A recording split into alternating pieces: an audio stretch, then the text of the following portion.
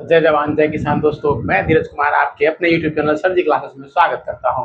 और देखिए आज बहुत ही बेहतरीन सेशन आप लोग के लिए लेकर के आए हैं और सबसे खूबसूरत चैप्टर जितने भी सनातनी जितने भी हिंदू उनके लिए बहुत ही हर बच्चे बच्चे को जानना चाहिए। जितने भी बच्चे सबको आप लोग दिखाइएगा, जरूर शेयर जरूर करिएगा। ऐसा हम क्यों कह रहे हैं, देखिए हमारे कितने महाकाव्य है हिंदू धर्म के। टोटल 2 महाकाव्य है। एक को कहते हैं हम लोग रामायण और दूसरा को कहते हैं महाभारत। आज पूरी जानकारी हम लोग देखने वाले किसके बारे में, रामायण और महाभारत के बारे में देखेंगे। किसके बारे में देखेंगे दोस्तों, तो रामायण और महाभारत के बारे में देखेंगे। क्या है, कैसे कैसे इसमें क्या हुए थे। चलिए अब हम लोग समझते हैं। रामायण तो अगर पूरा विस्तार में बताया तो पूरा ग्रंथ है, महाभारत भी पूरा बहुत बड़ा ग्रंथ है, एक वीडियो में तो संभव है नहीं। तो हम लोग उसके बारे में जानेंगे, है ना। रामायण और महाभारत के बारे में जानेंगे। जैसे कि रामायण रामायण जो है वो किस युग की घटना है, सब आप समझिए। और महाभारत 2 महाकाव्य कितने हैं, 2। एक है रामायण, एक है महाभारत। रामायण जो अगर बात करेंगे तो किस युग की घटना है, तो दोस्तों रामायण त्रेता युग की घटना है। रामायण कौन सी समय घटी थी, यानी कि राम जी, लक्ष्मण जी, सीता जी सब जो भी लोग आए थे वो किस युग के समय, उस युग का नाम क्या था, त्रेता युग। और कृष्ण जी, अर्जुन, भीम, नकुल, सहदेव, ये जो जितने भी लोग आए थे ये किस युग में आए थे, द्वापर युग में। किसमें, द्वापर युग में। यहीं पर लोगों का कंफ्यूजन होता है, यहीं पे कंफ्यूजन होता है, देखिएगा, है ना दोस्तों। ध्यान एकदम आकर्षित करिए, ये बहुत बेहतरीन सेशन है। क्या देखिए कहाँ पे कंफ्यूजन होता है, तो देखिए लोग सोचता है कि पहले रामायण आया कि पहले महाभारत, पहले रामायण घटना घटी कि पहले महाभारत। तो दोस्तों हम बता देंगे पहले रामायण हुआ। कौन सा हुआ, पहले रामायण हुआ। फिर क्या हुआ पहले, तो उसके बाद हुआ कौन, महाभारत। लेकिन अगर पहले रामायण हुआ तो इसको नाम द्वापर होना चाहिए, दू से शुरू होना चाहिए द्वापर, है ना। उसके बाद में 3 होना चाहिए, लेकिन उल्टा है। देखिए रामायण जो है वो त्रेता युग में आया था, युग का नाम है त्रेता। और महाभारत बाद में आया है, लेकिन नाम क्या है, द्वापर युग। द्वापर युग। अभी हम लोग जो युग जी रहे हैं कौन सा युग, कलयुग कह रहे हैं। कलयुग कहिए, बहुत लोग बोल चाले भ्रष्ट युग भी कहते हैं, वो अलग अपना अपना सोच है ना। लेकिन अभी जो हम लोग युग जी रहे हैं वो कौन सा है, कल का युग यानी कलयुग है। ठीक है, तो रामायण पे हम लोग पहले चर्चा करेंगे, फिर महाभारत पे, फिर दोनों पे हम लोग चर्चा करेंगे आपस में। तो देखिए रामायण की रचना जो है, रामायण की जो घटना घटी वो त्रेता युग के समय में घटित हुई। और समझिएगा इसमें राम के रूप में, है ना, रामायण मुख्यतः किनके रूप आधारित है, तो भगवान श्री लगाना जरूरी है दोस्तों, है ना। श्री राम की घटना है, किस समय की, श्री राम की घटना है। श्री राम जी जो है भगवान विष्णु के 7वें अवतार लिए। कौन से अवतार लिए थे, तो 7वें कितने, 7वें अवतार लिए थे। भगवान राम जो है रामायण में कितने अवतार लिए थे, आप सुने होंगे कि विष्णु के कितने अवतार, 10 अवतार की चर्चा है, जिसमें से 7वें अवतार पे कौन है, तो राम जी आए थे। ठीक है, और इसकी रचना महर्षि, और ये जो घटनाएं घटी थी बहुत सारी बातें हुई।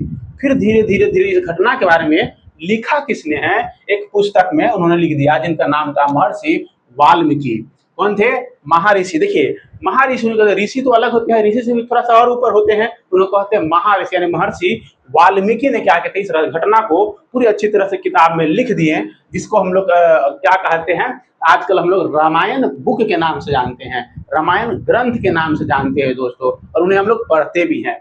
यहाँ समझ में आया, रामायण की रचना किसने किया, तो वाल्मीकि जी ने की है ना। और यह कब की घटना है, त्रेता युग की घटना है।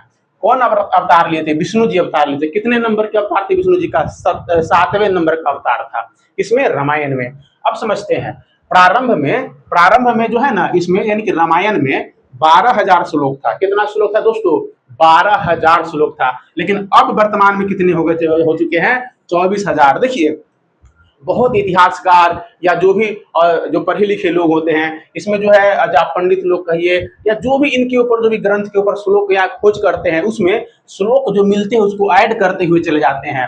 तो कितने श्लोक अभी हो गए हैं, 24,000। लेकिन पूछेगा प्रारंभ में कितने थे, शुरू में तो 12,000। जब वाल्मीकि जी लिखे थे उसमें 12,000 श्लोक थे, अब कितने हो गए इसमें, तो 24,000 श्लोक उसमें लिखे हुए वाल्मीकि जी ही थे, लेकिन मिल नहीं रहा था श्लोक, अलग अलग खोज किया गया। खोज करने के बाद में कितने वर्तमान में श्लोक है, 24,000 श्लोक है उसमें। इसमें कुल 7 कांड है। कांड जानते हैं ना आप लोग, घटनाएं, चैप्टर कहिए। रामायण को कितने चैप्टर में, कितने खंड में बांटा गया है, तो 7 खंड में बांटा गया। कितने दोस्तों, 7 खंड में बांट दिया गया। वो 7 कांड में से सबसे प्रमुख कांड आप पढ़ते होंगे दोस्तों, सुंदर कांड, जिसमें हनुमान जी की पूरी व्याख्या की गई है। जब हनुमान जी के जो बुद्धि हेरा जाता है, और जब समुद्र के किनारे से सारे लोग जब बैठे रहते हैं तो फिर से हनुमान जी की बुद्धि को जब याद दिलाया जाता है, दोस्तों याद करिए रामायण में आप कहीं ना कहीं सुने होंगे, तब जो है जब हनुमान जी को अपनी बुद्धि वापस आती है और उड़ करके जब वो श्रीलंका पहुंचते हैं और सीता जी की खोज में, तब से यह सुंदरकांड शुरू होता है। सबसे प्रमुख कांड है जिसको हम लोग अपने गांव या क्षेत्र में जो करवाते हैं सुंदरकांड, जिसमें हम लोग कहते हैं क्या, हनुमान आराधना के नाम से भी हम लोग उसको जानते हैं आजकल, है ना। क्या करते हैं हम लोग कि हनुमान जी की आराधना कराते हैं। तो हनुमान आराधना जो होता है उसमें यही कांड को पढ़ा जाता है, यानी इसी खंड को पढ़ा जाता है। कौन से कांड? सुंदर कांड को पढ़ा जाता है, ठीक है। खंड का नाम है सुंदर कांड। टोटल कितने खंड है? 7 खंड है दोस्तों। इसे गुप्त काल में पूरा किया गया था। देखिए इस जो किताब लिखा गया था, गुप्त वंश के शासन काल में क्या किया गया था, किताब को लिखा गया था। और यही रामायण किताब को देखिए दोस्तों, रामायण किताब को फारसी भाषा में, फारसी भाषा जानते हैं ना, फारसी, इसको अनुवाद किसने किया था? बदायूनी ने। किसके समय में? अकबर के समय में। अकबर जो भारत में जब शासन करने के लिए आया और उसने शासन किया भी, तो अकबर ने अपने जो अनुवादक थे, जो हिंदी की, संस्कृत के भी अच्छे जानकार थे और फारसी के भी, तो संस्कृत में रामायण था, संस्कृत से लेकर इन्होंने कन्वर्ट किया किसमें? फारसी भाषा में, जिनका नाम था बदायूनी। बदायूनी का पूरा नाम लंबा चौड़ा, ठीक है, लेकिन आप सिर्फ इतना याद रखिए किसने अनुवाद किया था? बदायूनी ने किया था, ठीक है। ये था पूरा रामायण की, कि जो रामायण कैसे, कितने, क्या है इसमें। अब हम लोग इसी तरह से पढ़ते हैं महाभारत, कि महाभारत में क्या क्या चीज है और कैसे है, कितनी घटनाएं हैं, ठीक है। तो महाभारत जो है वो अभी हम लोग देखे हैं कि द्वापर युग की घटना है। किस समय यह घटना घटी थी? द्वापर युग में, ठीक है। श्री कृष्ण इसमें जन्म लिए थे, और श्री कृष्ण जो है, जिस तरह से राम जी जो है विष्णु के 7वें अवतार है, उसी प्रकार से श्री कृष्ण जो है, भगवान श्री कृष्ण भगवान विष्णु के 8वें अवतार है। कितने नंबर के अवतार है? 8वें नंबर के अवतार है दोस्तों। क्या आप लोग बात पता था? है ना, पता था तो यस लिखेंगे कमेंट में कि हाँ हम जानते थे कि कृष्ण भगवान जो है वो विष्णु जी के 8वें अवतार है। नहीं जानते तो कोई बात नहीं, इसमें आप लोग क्या कर सकते हैं, तो नो लिख सकते हैं, है ना। और हमसे आप लोग को बेनिफिट हुआ है कि नहीं हुआ, जानकारी मिला कुछ कि नहीं, ये भी लिखेंगे। और क्या करिए, सेशन को एकदम शेयर करिए। आप नया मेरा चैनल है, आप ही लोग तो सपोर्ट करिएगा ना दोस्तों, आप लोग सपोर्ट करिए और सेशन को क्या कर दिए, एकदम दबा के शेयर करिए, ताकि सभी लोगों तक, बच्चों को यह पता होना चाहिए कि हमारे रामायण महाभारत में क्या है, ठीक है। अब इसकी रचना किसने किया था? महर्षि वेद व्यास ने किया था दोस्तों, है ना। महाभारत की रचना किसने किया था? तो महर्षि वेद व्यास ने किया था।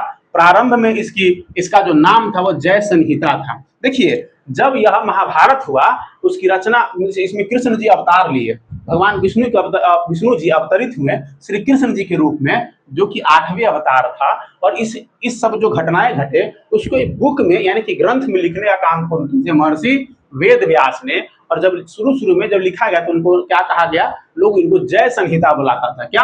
जय संहिता के नाम से जानते थे।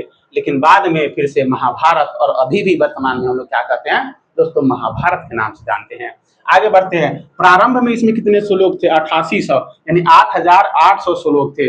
वर्तमान में इसमें कितने श्लोक है? 1,00,000 श्लोक है। वर्तमान में महाभारत में दोस्तों कितने श्लोक है? 1,00,000 श्लोक है। इसमें कुल कितने पर्व हैं? कुल कितने पर्व हैं दोस्तों? तो देखिए पर्वों की संख्या कितने हैं? कुल 18 पर्व है। कितने? 18 पर्व है। पर्व कहिए या खंड कहिए या चैप्टर कहिए, है ना। इस जो महाभारत जो खंड है इसमें कितने पर्व है? तो कितने पर्व है? 18 पर्व है। कितने पर्व है दोस्तों? 18 पर्व है। प्रमुख पर्व, यानी इसमें सबसे मेन जो पर्व है उसको कहा गया है भीष्म पर्व। क्या कहा गया है? भीष्म पर्व। इस भीष्म पर्व में क्या, किसकी चर्चा है? तो भगवान श्री कृष्ण और श्री अर्जुन की चर्चा है। जो श्री कृष्ण और श्री अर्जुन ने वार्तालाप किए हैं आपस में दोस्तों, उसी पूरे वार्तालाप को एक जगह इकट्ठा किया गया, जिसे हम लोग भीष्म पर्व कहते हैं। और वर्तमान में हम लोग इनको क्या कहते हैं? भागवत गीता या फिर गीता के नाम से जानते हैं दोस्तों, है ना। गीता और भागवत गीता तो आप लोग अच्छी तरह से जानते होंगे। जो श्री कृष्ण और अर्जुन की क्या है?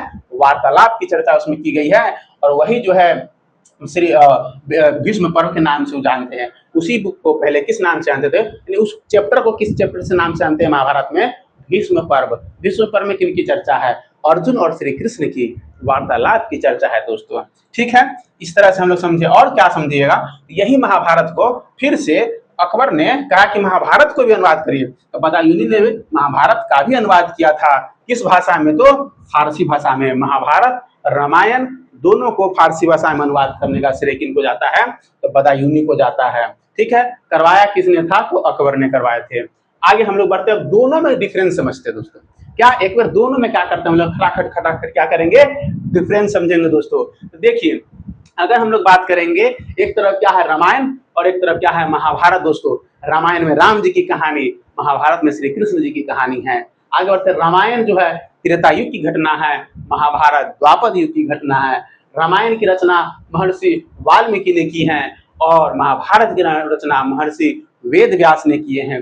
रामायण में टोटल 7 है ना, 7वां अवतार है श्री कृष्ण का। सॉरी, रामायण में जो है भगवान राम जी का जो है, राम जी ने 7वां अवतार लिए हैं, विष्णु जी के अवतार हैं। यहाँ भी विष्णु जी के ही अवतार है, लेकिन 8वां अवतार है। रामायण में टोटल कितने कांड थे, यानी खंड थे, 7 खंड थे। महाभारत में कुल कितने खंड हुए या पर्व हुए, 18 पर्व हुए दोस्तों। इसमें प्रमुख पर्व कौन है, सुंदर कांड। और इसमें कौन सा प्रमुख पर्व है दोस्तों, तो आपने भी पढ़ा है, भीष्म पर्व है। ठीक है, सुंदर कांड में किसकी चर्चा है, हनुमान जी की कहानी है। और भीष्म पर्व में किसकी चर्चा है, वो यानी कि पर्व जो भीष्म पर्व है उसमें किसकी चर्चा है, श्री कृष्ण और अर्जुन की चर्चा है।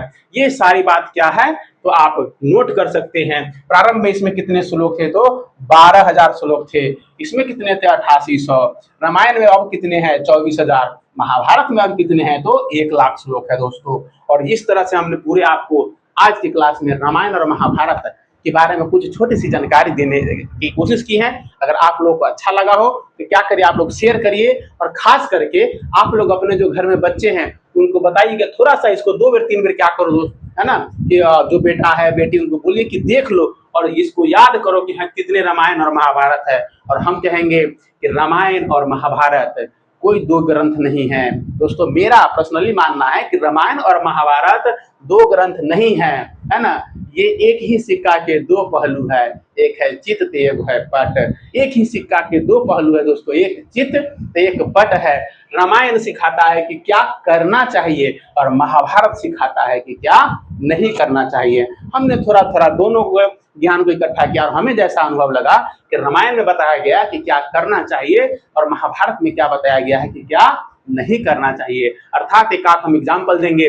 रामायण में जिस तरह से पिता ने कह दिया श्री राम जी को, दशरथ जी ने कह दिए कि 14 वर्ष के लिए वनवास का हमने वचन दे चुका है, पुत्र ने बिना कहे सुने क्या कर लिए, मान लिए। और देखिए जब उन्होंने 14 वर्ष के वनवास पे गए थे दोस्तों, तब ये श्री राम जी भगवान राम कहलाएं। अगर वो 14 वर्ष वनवास नहीं जाते तो श्री राम सिर्फ एक प्रदेश का राजा बन करके रह जाते, वह भगवान श्री राम, यानी कि भगवान उनमें नहीं लगता दोस्तों। तो इनमें बताया गया कि क्या करना चाहिए, है ना, और इसमें क्या बताया कि क्या नहीं करना चाहिए। किस तरफ से पांडवों ने जुआ खेलने, अब उनको जब गुस्सा दिलाया गया, बुलाया गया और उन्होंने जुआ खेलने के लिए तैयार हो गया। जुआ खेलने में पूरा वंश का नाश हो गया दोस्तों, है ना। न वो जुआ खेलते, न द्रौपदी को हारते और न ही इतनी बड़ी घटनाएं महाभारत घटती दोस्तों। तो मेरा यह मानना है कि रामायण और महाभारत दोनों एक के सिक्का के 2 पहलू है दोस्तों, 2 पहलू है, मतलब एक सिक्का के 2 पहलू। और एक क्या है चित, एक क्या है पट, यानी दोनों की घटना एक में सिखाया जाता है कि क्या करना चाहिए और एक में सिखाया जाता है क्या करना नहीं चाहिए दोस्तों।